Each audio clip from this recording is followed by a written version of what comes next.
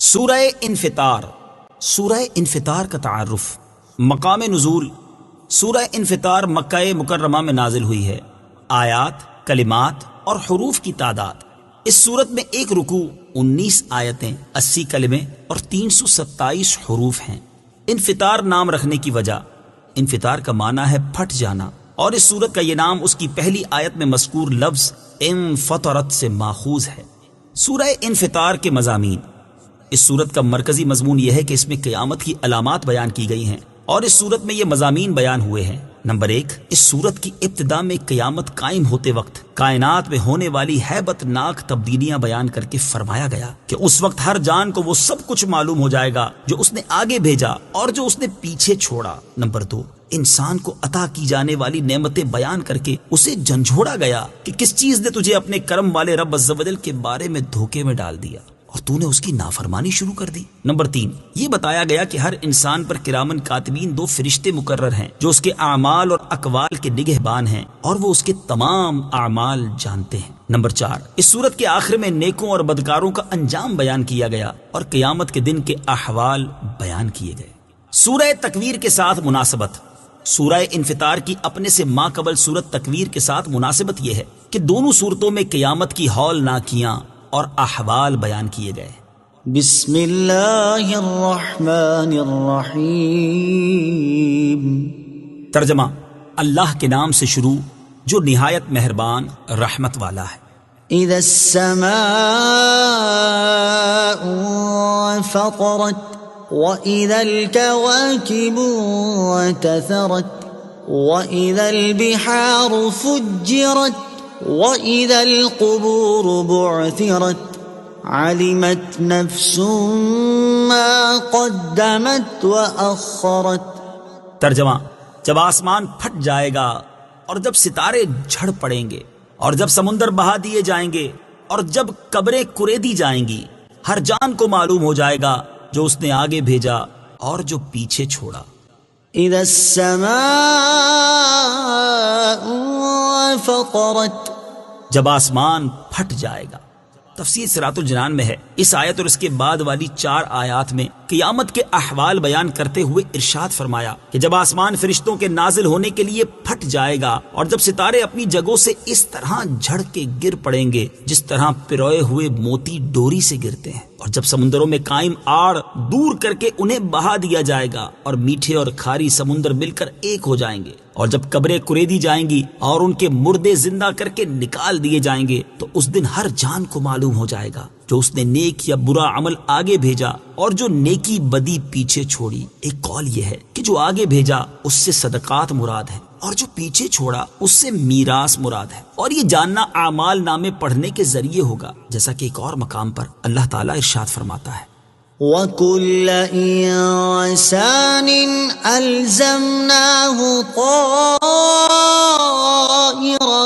فِي عُنُقِهِ وَنُخْرِجُ لَهُ يَوْمَ الْقِيَامَةِ كِتَابًا يَلْقَاهُ مَنشُورًا اقْرَأْ كِتَابَكَ كَفَى بِنَفْسِكَ الْيَوْمَ عَلَيْكَ حَسِيبًا۔ ترجمہ: اور ہر انسان کی قسمت ہم نے اس کے گلے میں لگا دی ہے، اور ہم اس کے لیے قیامت کے دن ایک نامہ اعمال نکالیں گے جسے وہ کھلا ہوا پائے گا۔ فرمایا جائے گا کہ اپنا نامہ اعمال پڑھ، آج اپنے متعلق حساب کرنے کے لیے تو خود ہی کافی ہے۔ یا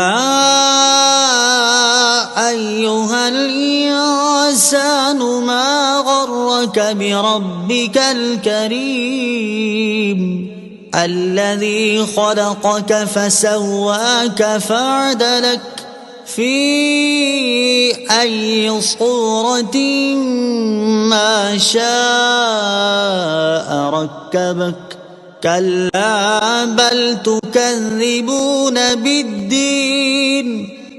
ترجمہ: اے انسان، تجھے کس چیز نے اپنے کرم والے رب کے بارے میں دھوکے میں ڈال دیا، جس نے تجھے پیدا کیا، پھر ٹھیک بنایا، پھر اعتدال والا کیا، جس صورت میں چاہا تجھے جوڑ دیا؟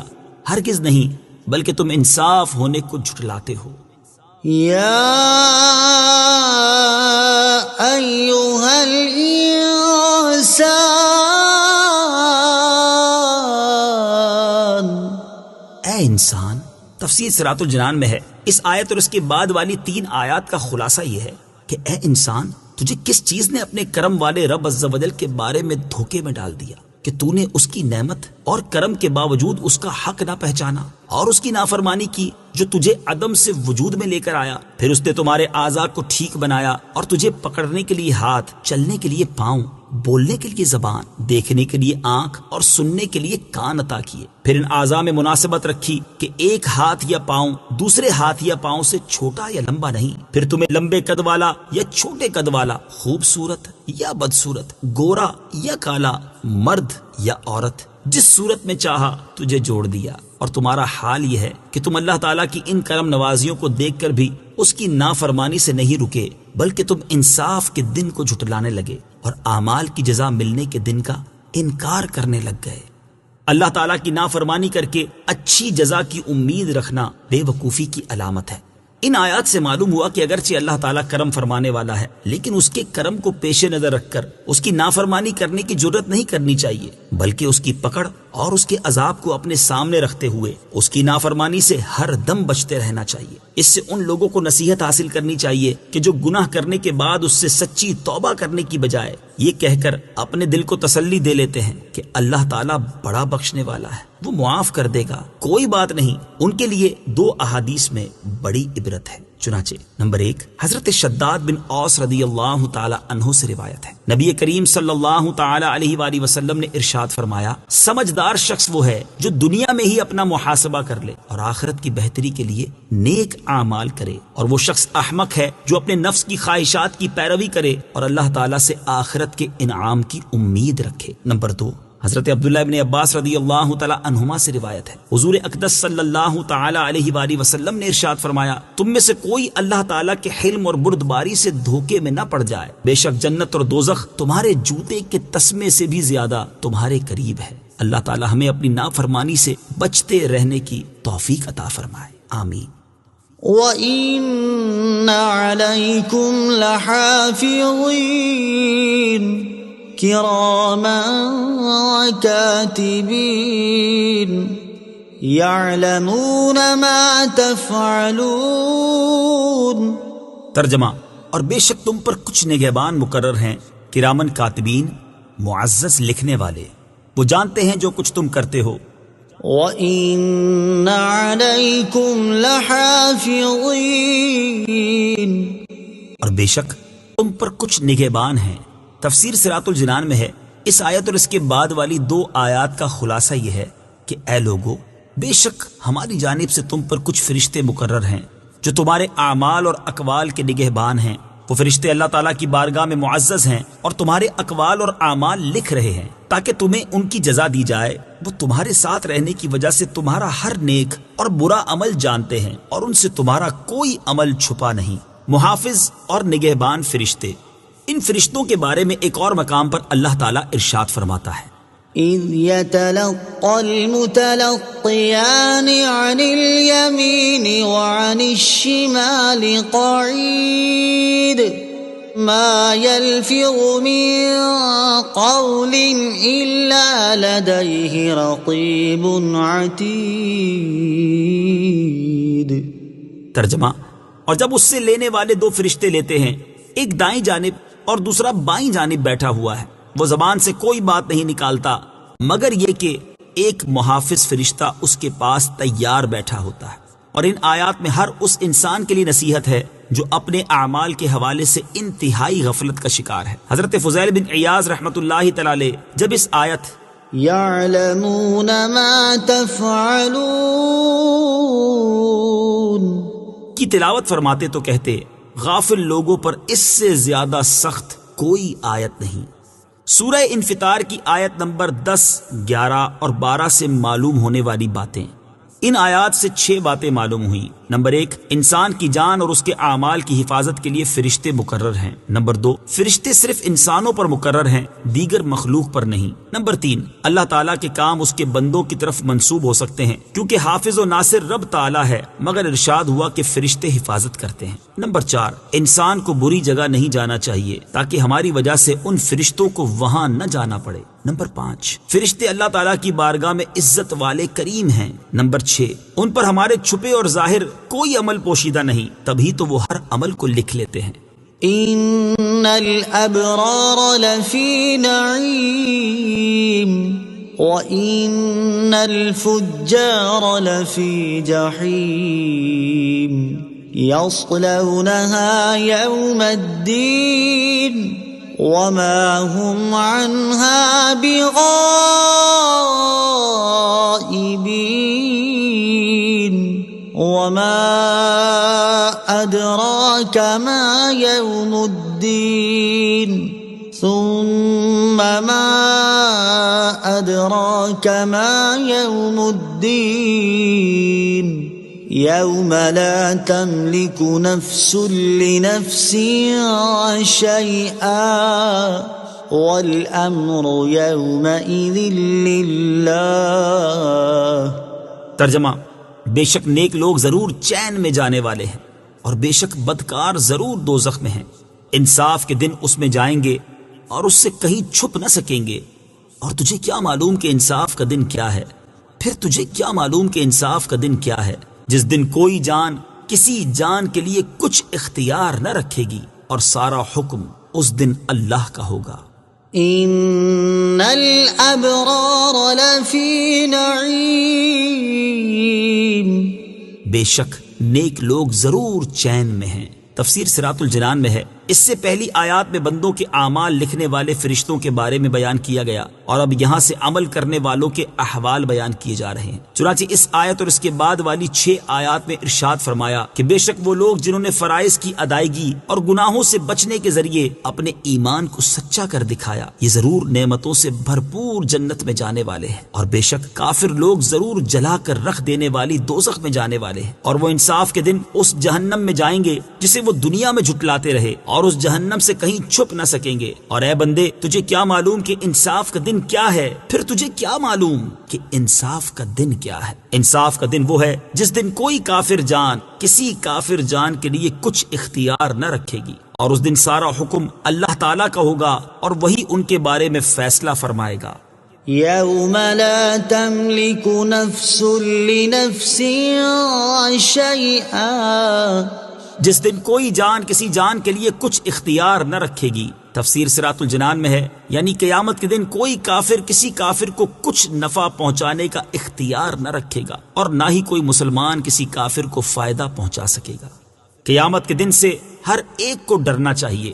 یاد رہے کہ اس آیت میں اگرچہ کفار کا حال بیان ہوا ہے کہ انہیں قیامت کے دن کوئی دوسرا کافر یا مسلمان نفع نہیں پہنچا سکے گا، البتہ اس دن کی سختیوں، ہولناکیوں اور شدتوں کے پیش نظر مسلمانوں کو بھی اس سے ڈرنا چاہیے۔ چنانچہ ایک مقام پر اللہ تعالیٰ ارشاد فرماتا ہے، واتقوا يوما لا تجزي نفس عن نفس شيئا ولا يقبل منها شفاعة ولا يؤخذ منها عدل ولا هم ينصرون۔ ترجمہ، اور اس دن سے ڈرو جس دن کوئی جان کسی دوسرے کی طرف سے بدلہ نہ دے گی، اور نہ کوئی سفارش مانی جائے گی، اور نہ اس سے کوئی معاوضہ لیا جائے گا، اور نہ ان کی مدد کی جائے گی۔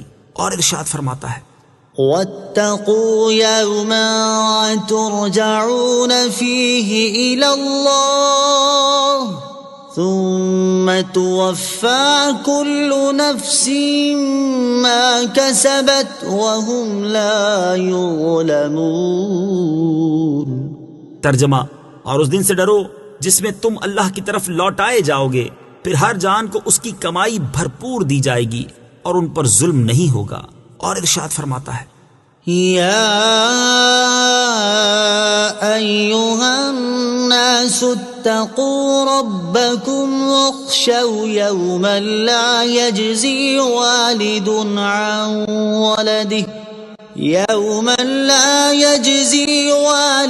عن ولده ولا مولود هو جاز عن والده شيئا إن وعد الله حق فلا تغرنكم الحياة الدنيا ولا يغرنكم بالله الغرور۔ ترجمہ: اے لوگو، اپنے رب سے ڈرو اور اس دن کا خوف کرو جس میں کوئی باپ اپنی اولاد کے کام نہ آئے گا اور نہ کوئی بچہ اپنے باپ کو کچھ نفع دینے والا ہوگا۔ بے شک اللہ کا وعدہ سچا ہے، تو دنیا کی زندگی ہرگز تمہیں دھوکہ نہ دے اور ہرگز بڑا دھوکہ دینے والا تمہیں اللہ کے علم پر دھوکے میں نہ ڈالے۔ امام محمد غزالی علیہ رحمت اللہ الوالی فرماتے ہیں، قیامت کا دن وہ دن جس میں کوئی شک نہیں، یہ وہ دن ہے جس میں چھپی باتوں جیسے عقائد، اعمال اور نیتوں کو جانچا جائے گا۔ اس دن کوئی کافر جان کسی دوسرے کی طرف سے بدلہ نہ دے گی۔ اس دن کی ہولناکی اور شدت سے آنکھیں کھلی کی کھلی رہ جائیں گی۔ اس دن کوئی دوست کسی دوست کے کچھ کام نہ آئے گا۔ اس دن کوئی جان کسی کافر جان کے لیے نفع پہنچانے کا کچھ اختیار نہ رکھے گی۔ اس دن ان کفار کو جہنم کی طرف دھکا دے کر دھکیلا جائے گا۔ اس دن وہ کفار آگ میں اپنے چہروں کے بل گھسیٹے جائیں گے۔ اس دن ان کفار کے چہرے آگ میں بار بار الٹے جائیں گے۔ اس دن کوئی باپ اپنی اولاد کے کام نہ آ سکے۔ اس دن آدمی اپنے بھائی، ماں اور باپ سے بھاگتا پھرے گا۔ اس دن لوگ دہشت غالب ہونے کی وجہ سے بات نہیں کر سکیں گے اور نہ انہیں اس بات کی اجازت دی جائے گی کہ وہ کوئی عذر پیش کریں۔ یہ وہ دن ہے جو اللہ تعالیٰ کی طرف سے ٹلنے والا نہیں۔ اس دن لوگ بالکل ظاہر ہو جائیں گے۔ اس دن وہ آگ پر تپائے جائیں گے۔ اس دن نہ مال کام آئے گا اور نہ بیٹے کام آئیں گے۔ اس دن ظالموں کو ان کے بہانے کچھ کام نہ دیں گے اور ان کے لیے لعنت ہے اور ان کے لیے برا گھر ہے۔ اس دن تمام عذر رد کر دیے جائیں گے اور چھپی باتوں کو جانچا جائے گا۔ اس دن پوشیدہ باتیں ظاہر ہوں گی اور پردے اٹھ جائیں گے۔ اس دن آنکھیں جھکی ہوئی ہوں گی اور آوازیں بند ہوں گی۔ اس دن دائیں بائیں توجہ کم ہوگی، پوشیدہ باتیں ظاہر ہوں گی اور گناہ بھی سامنے آ جائیں گے۔ اس دن لوگوں کو ان کے گواہوں سمیت اللہ تعالیٰ کی بارگاہ میں پیشی کے لیے چلایا جائے گا۔ اس دن بچے جوان ہو جائیں گے اور بڑے نشے میں ہوں گے۔ اس دن اعمال کا وزن کرنے کے لیے ترازو رکھے جائیں گے، اعمال نامے کھولے جائیں گے، جہنم ظاہر کر دی جائے گی، کھولتا ہوا پانی جوش مارے گا، جہنم سانس لے گی، کفار مایوس ہو جائیں گے، جہنم کو بھڑکایا جائے گا، رنگ بدل جائیں گے، زبان گونگی ہو جائے گی اور انسان کے اعضاء گفتگو کریں گے۔ تو اے انسان، تجھے اپنے قریب رب عز و جل کے بارے میں کس چیز نے دھوکے میں ڈال رکھا ہے کہ تو دروازے بند کر کے، پردے لٹکا کر اور لوگوں سے چھپ کر فسق و فجور اور گناہوں میں مبتلا ہو گیا؟ تو لوگوں کے خبردار ہونے سے ڈرتا ہے، حالانکہ تجھے پیدا کرنے والے سے تیرا کوئی حال چھپا ہوا نہیں۔ جب تیرے اعضاء تیرے خلاف گواہی دیں گے اور جو کچھ تو لوگوں سے چھپ کر کرتا رہا وہ سب ظاہر کر دیں گے، تو اس وقت تو کیا کرے گا؟ اللہ تعالی ہمیں دنیا اور شیطان کے دھوکے سے محفوظ فرمائے اور اپنی آخرت کے بارے میں سچی فکر اور قیامت کے دن کا حقیقی خوف نصیب کرے، آمین۔ صدق اللہ العظیم۔